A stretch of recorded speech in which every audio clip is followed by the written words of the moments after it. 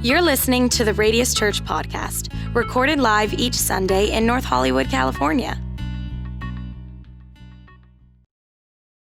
So I get asked about my tattoo all the time, and I don't know how well you can see it from your screen, but it is not a Mockingjay. That's what a lot of people assume. I like most of the movies. I've never read the books, but that's not what this is. This is my family crest. My last name's Barkley. This is the generations old Barkley family crest. And I'm sure you can't quite make out the detail, but this is a hand holding a dagger. And then there's this like leather belt around the outside bordering it. And in Latin, these words say either action or death. That's pretty serious. It probably explains a lot of the neurosis that I suffer from in my life. But it's the only tat I have. I'm not opposed to getting more of them, but I really struggle to decide what I want attached to my body for the rest of my life. And I know there's surgeries where you can take it off, but still, I really want to take this seriously because people screw up decisions like this. So I got this one because I figured I'm going to be a Barkley until the day I die, so that's a safe first tattoo. Tats are big risks. They're big commitments for us. Now, in our relationships, don't you wish that people would spend a little bit more of their energy risking and committing to each other? Don't you wish there was a couple more people in your life who would sort of tattoo you onto their soul, that we could install ourselves in each other's lives for the long term? You ever really have those moments in life that are really dark or really embarrassing or really challenging, and the people that you thought were going to be like family for you ended up being more like buddies? You know, you hit the bottom and they hit the eject button or just the log out button.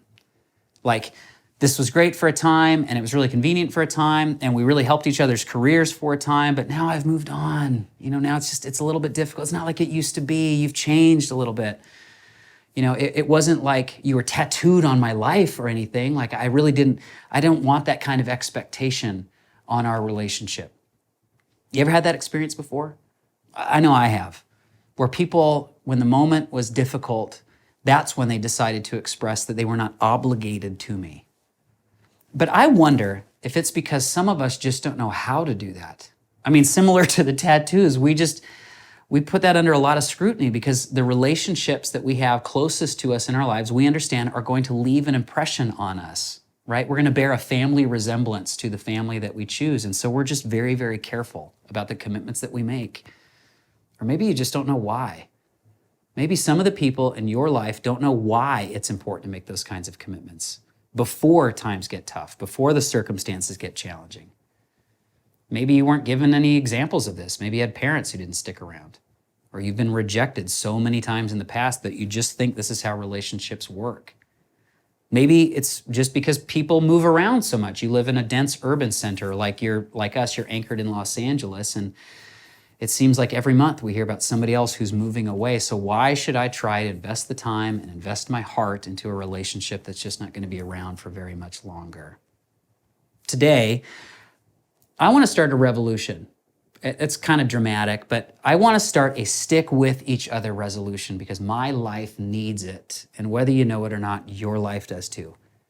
What if somewhere on the other side of one of these screens are a few people, maybe just a couple of people, who won't log out on you, who won't bug out on you, a family of sorts that just won't go anywhere, a family that will run in when everybody else is running away, a family that will say in some sort of a way, you are tattooed on my life for life.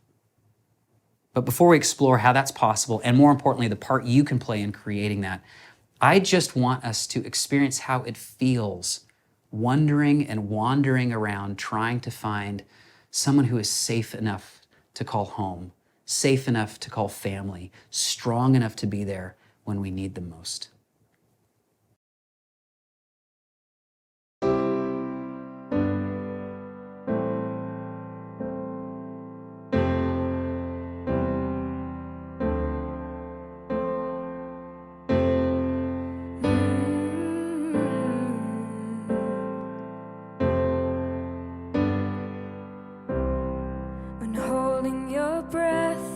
Is safer than breathing, when letting go is braver than keeping, when innocent words turn to lies, and you can't hide hide by closing your eyes. When pain is all that they offer, like a kiss from the lips of a monster. You know the famine so well, but never met the feast. When home is the belly of the beast. The ocean is wilding over your head, and the boat beneath you is sinking. Don't need room for your bags, hope is all that you have. So say the Lord's Prayer twice, hold your babies tight. Surely someone will reach out and show you a safe place to land. Oh, imagine yourself in a building, up in flames, being told to stand still. The windows wide open, the sleep is on faith. You don't know who will catch you, maybe somebody will. The ocean is wilding over your head, and the boat beneath you is sinking. Don't need room for your bags, hope is all that you have. So say the Lord's Prayer twice, hold your babies tight. Surely someone will reach out ahead and show you a safe place to land. Be the hand of a hopeful stranger, a little scared but just strong enough. Be the light in the dark of this danger, till the sun comes up. Be the hand of a hopeful stranger, a little scared but just strong enough. Be the light in the dark of this danger, till the sun comes up. Be the hand of a hopeful stranger, a little scared but just strong enough. Be the light in the dark of this danger, till the sun comes up. Till the sun comes up. Till the sun comes up. Till the sun comes up. Till the sun comes up.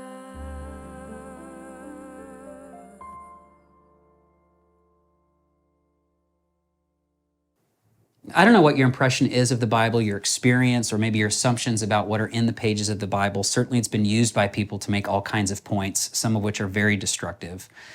But the Bible, when you really read it for yourself, which I encourage you to do, you're going to find out that it's not a book about how good people get better so they can impress God. That might be what you think it is. Instead, it is a book, cover to cover, about how far God will go to love people, how far God will go to reach people, including messed up people like me, from messed up families like a lot of our families, people from messed up families that you wouldn't want to stick with, you wouldn't want to commit to, like the family I'm going to show you today. When the ancient nation of Israel, generations and generations ago, decided to pick their very first king, they wanted him to look iconic, like all the kings of the surrounding nations. And so they picked a guy named Saul. And Saul looked like a stud. He looked the part. Now, if you read the historical accounts, he wasn't that impressive of a leader, but he sure looked like the kind of guy you would think would be king. That guy's in charge. And in his mercy, I think, God handpicked Saul's successor. You guys are going to experience the failure of this leader who looked the part. I'm going to pick a guy who may not look the part, but really can provide the kind of leadership that a nation needs. And so he picks a small boy from a small family, and that boy's name was David. Now, David had this strong impression that he was going to be the next king of Israel, but he didn't have the details. He didn't know how that was going to happen or when that transition was going to happen, and so he just lived his life. And he really didn't know how it was going to happen because it was a monarchy. And the way those work is that the king had heirs, and those heirs would be the rightful followers on the throne. Well, Israel's at war, and at this one point, and David's big brothers are out there fighting this war. And David, he's still young, he visits them on the battlefield, and he ends up killing this enemy who's so big that they called him a giant, just this huge, intimidating guy. You know, it's a typical Thursday. And this gets King Saul's attention because they're not making any progress in this battle, but here's this little boy who ends up killing this huge soldier. And in this historical account, 1 Samuel 17, Saul has this interaction with this little boy. "Whose son are you, young man?" Saul asked him. David said, "I am the son of your servant Jesse of Bethlehem." And yeah, it's the same town you've heard of. Now, one of Saul's sons was also there in this conversation, and he immediately liked David. He immediately saw somebody that he was going to get along with. And so later on in the conversation, Jonathan, Saul's son, took off the robe he was wearing, gave it to David, along with his tunic and even his sword, his bow, and his belt. Now that just seems really generous, but what it meant in the context was here's Jonathan, who, by the way, has the rights to the throne. He's the one who would follow in his father's footsteps. And he then gives this ceremonially these things to David, saying, "David, you are now a part of our family. You are adopted into our family. We recognize you as a part of our family." And from that point forward, they were like brothers. Now, I'm sure you've experienced it. New relationships have a way of casting a pretty clear light on past relationships, right? Like you get into a new friendship and you realize maybe some things that were missing in past relationships, or you start to raise kids of your own and you start to really put some scrutiny on the way that you were raised and wondering if that's the kind of parents you want to be, right? Well, this is the same. Jonathan establishes this new kind of family with David, and it starts to clarify the family of origin that he was raised with. King Saul, starts sending David out to fight. Of course he does, because David is useful, very, very useful. And what you'll find out from Saul is if you're useful, he likes you. David crushes, goes out on the battlefield. He's very gifted. I think God was behind those victories, and he just was famously victorious. Like just really was crushing it out there. The soldiers loved him because when we go out to battle with David, we are sure to win. So it's really easy for people to compare David's leadership and David's success to Saul's incompetence. And what we're told is that the people loved David so much, they were so fanboying on David that they started writing songs about it. David is killing lots of people. He is really victorious in war, and Saul is incompetent. Saul's a really weak leader. We actually found archival recordings of ancient songs, and that was note for note exactly what they were singing. It was really easy for people to compare David's success to Saul's failure. Do you know who else had a really easy time comparing Saul to David? Saul. It certainly didn't help that he was hearing all this cacophony of adulation of David. And it wasn't helping that he was feeling probably insecure of his own leadership and his own accomplishments. And so Saul goes from being David's biggest fan to being a predator. He tries to kill David several times and nobody's looking. And then at some point when that doesn't work, he just starts trying to do it in broad daylight. Doesn't care if anybody finds out about it. He just needs to end this guy. So David now starts to live his life on the run, basically, trying to survive. Jonathan sees that David's MIA, this guy that's like David's brother, and so he finds him, he tracks him down and shows up in where David was hiding, and he says, "David, where have you been? Why are you running away?" And David essentially says, "Well, your dad wants me dead, so that's a little awkward to be around the palace right now." Jonathan is trying to reconcile things. He says, "Well, we can work this out.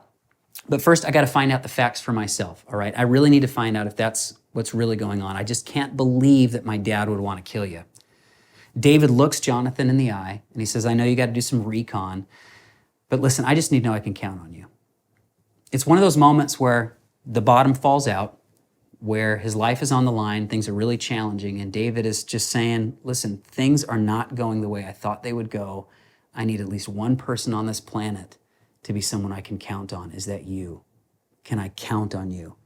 I need one person to stick with me." Jonathan says he's going to stick with David. But by this point, Jonathan also assumes that David is going to be the next king of Israel, which was supposed to be Jonathan's job.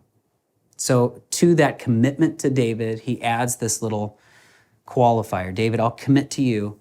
You can count on me, but I want to ask you to do me a favor. Commit something to me. And in 1 Samuel chapter 20, Jonathan says, show me unfailing kindness, not like the kindness we're used to or the kindness certainly that I didn't learn from my dad. Show me unfailing kindness like the Lord's kindness as long as I live, so that I may not be killed.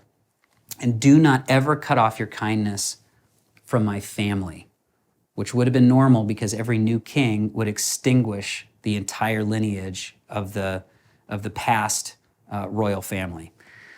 So after they make this commitment to each other, they're going to stick with each other no matter what. Jonathan goes back and attends a banquet that Saul is hosting. David is supposed to be there, and he tells Saul that, hey, David just had some family business come up. He can't make it. And he fully expected his dad to just say like, oh, well, things happen. I understand. I hope everything's okay. Instead, what Saul blurts out later on in 1 Samuel 20 is, as long as that son of Jesse lives on this earth, neither you nor your kingdom will be established. Now send someone to bring him to me, for he must die.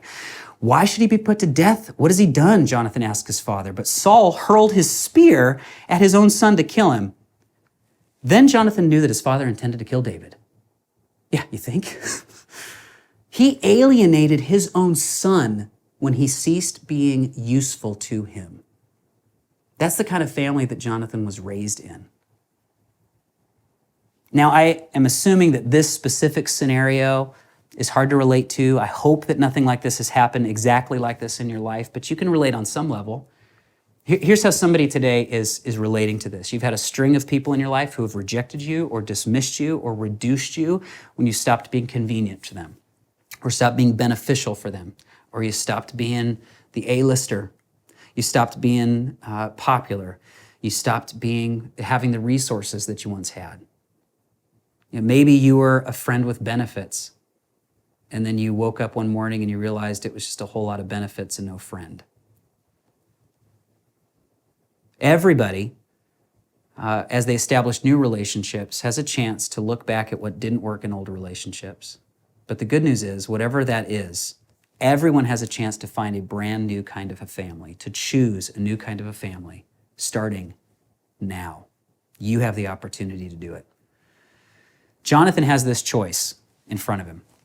He is in a great position to give over the only competition that there is to his throne, his future as a king. He could do that. He could join with Saul's targeting of David. He could carry on the family tradition to eradicate anybody who's not useful to him. But what does Jonathan do?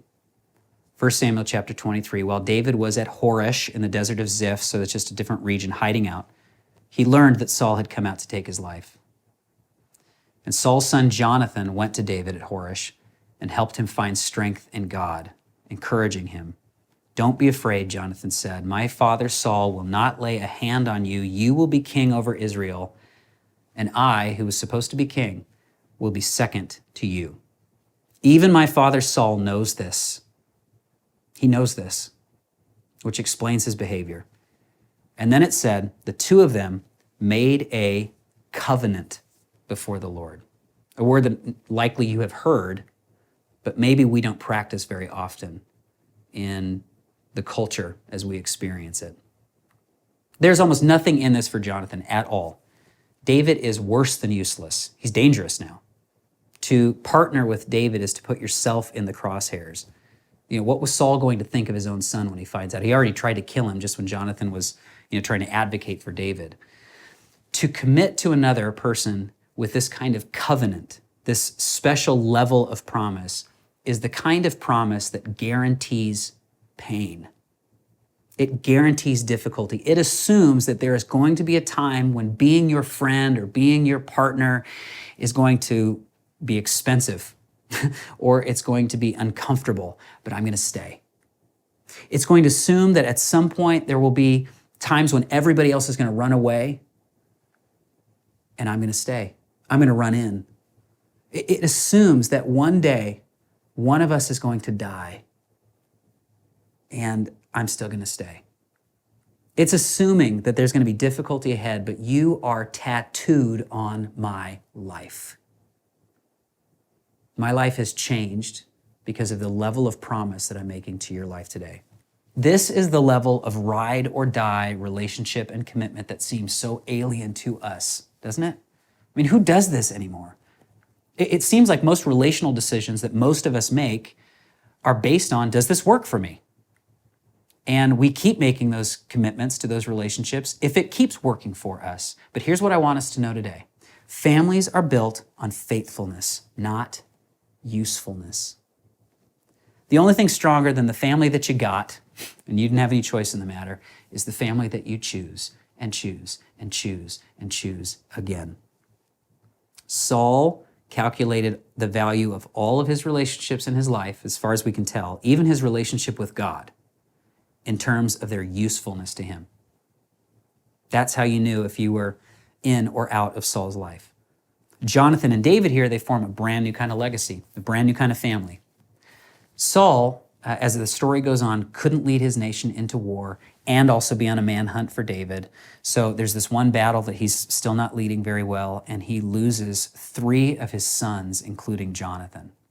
Saul gets injured in that same battle, and then he ends up taking his own life under the pressure. Eventually, as the events unfold, David is named king, which was an obvious choice just based on popularity, military power, his obvious leadership capabilities. And then he does what Saul would never do and could never do. He conquers the oncoming threat of the neighboring nation. That was the Philistines they'd been at war with for years. David finally ends that conflict. And he stays so grounded in the middle of this. So grounded that at one point, after all of this victory and after all of this promotion and promise, he prays in 2 Samuel chapter 7, "Who am I, sovereign Lord, and what is my family that you've brought me this far?" Like, why me? Why choose me? I didn't have anything else to offer you, but you chose me. God's faithfulness to David inspires David's faithfulness to start a new kind of family. As you jump down to chapter 9 of 2 Samuel, the king, this is David now, asked, "Is there no one still alive from the house of Saul to whom I can show God's kindness?" Not the kindness that I learned from my parents, maybe there was some, certainly not the kindness of the prior king. I want to show God's kindness to someone. And Ziba, which is a spectacular name, answered the king, "There is still a son of Jonathan. He is lame in both feet." What we find out later about this son is that when he was a baby, his dad and his grandpa were fighting in this war, and a nursemaid dropped him while she was fleeing for her life, and it might have broken both of his legs. But anyway, he was infirmed, and Ziba thought that was worth mentioning. There is a son of Jonathan, but he's really not going to be very useful to you. But look at David's response in verse 6. When Mephibosheth, another spectacular name, son of Jonathan, the son of Saul, came to David, he bowed down to pay him honor, and David said, "Mephibosheth," which that should be like our new cuss word for 2020. "Mephibosheth, at your service," he replied. David said, "Don't be afraid, for I will surely show you kindness for the sake of your father Jonathan." Of course, Mephibosheth is afraid because remember, new kings purge the old royal line. That's what Mephibosheth expected.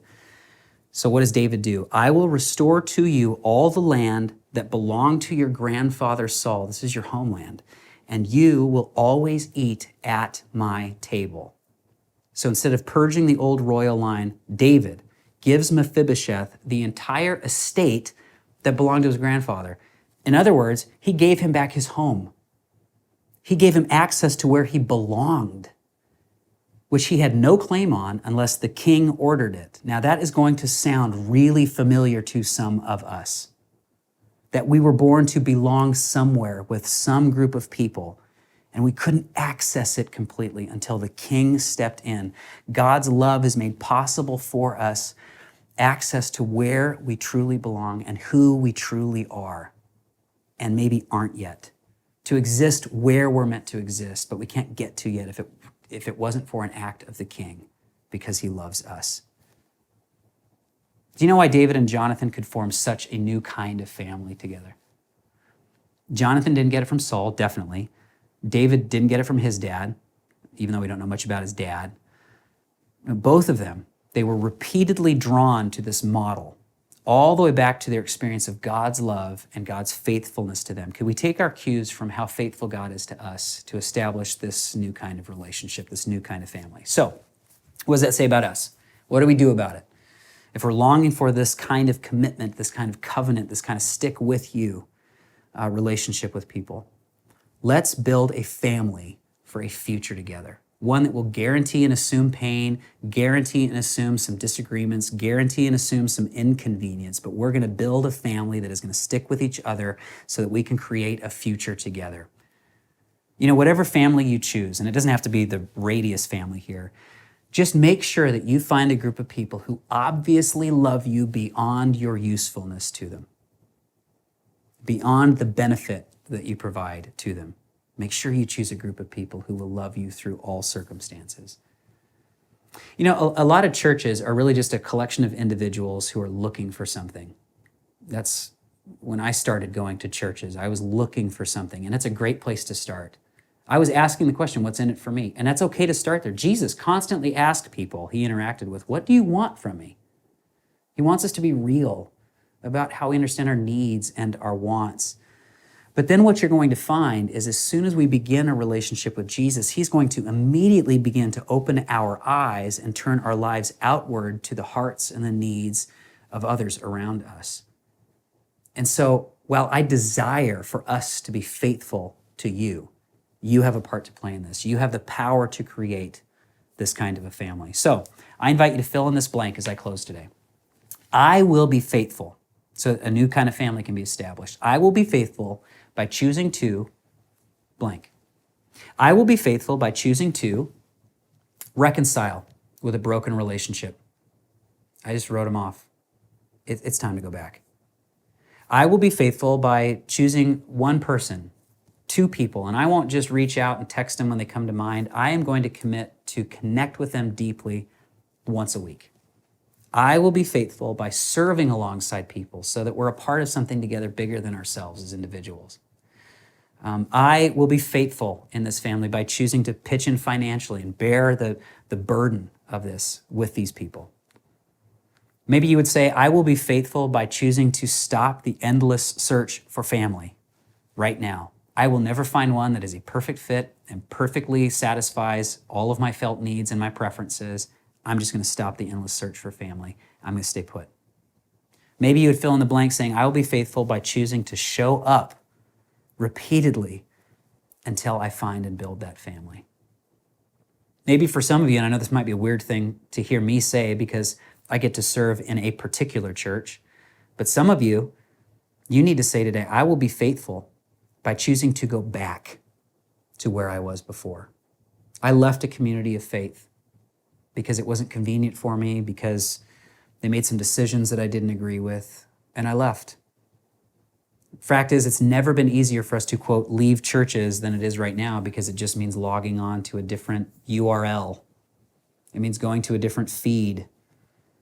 But what you might be doing as you leave is leaving the primary way that God wants to change you, through the ups and downs and the bumps and bruises of what it really means to be the kind of family that covenants with each other.